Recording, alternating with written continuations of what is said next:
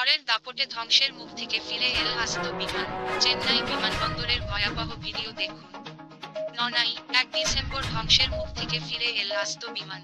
চেন্নাই বিমানবন্দরে চেন্নাই এয়ারপোর্ট অবতরণের সময়ে ঘূর্ণিঝড় ফেঙ্গলের দাপটের মুখ থেকে কোনোরকমে বেঁচে ফিরেছেন বিমান যাত্রীরা।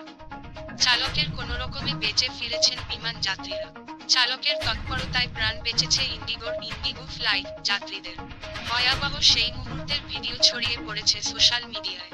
শনিবার তামিলনাড়ু এবং পুদুচেরিতে রাতভর তাণ্ডব চালিয়েছে ঘূর্ণিঝড় ফেঙ্গল। সকাল থেকেই চলেছে মুষলধারে বৃষ্টি। চেন্নাই ঘূর্ণিঝড়ের কারণে 3 জনের মৃত্যুর খবর পাওয়া গিয়েছে।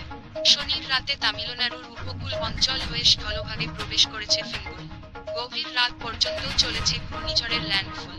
উপকূল অঞ্চলে ঘূর্ণিঝড়ের সর্বোচ্চ গতিবেগ ছিল ঘন্টায় 90 কিলোমিটার।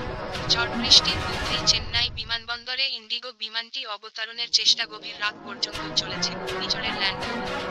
উপকূল অঞ্চলে ঘূর্ণিঝড়ের সর্বোচ্চ গতিবেগ ছিল ঘন্টায় 90 কিলোমিটার। ঝড় বৃষ্টির মধ্যেই চেন্নাই বিমানবন্দরে ইন্ডিগো বিমানটি অবতরণের চেষ্টা করেছিল। বিমানবন্দরের মাটি ছুঁতে গিয়েও অবতরণের পরিকল্পনা বাতিল করে দেন চালক।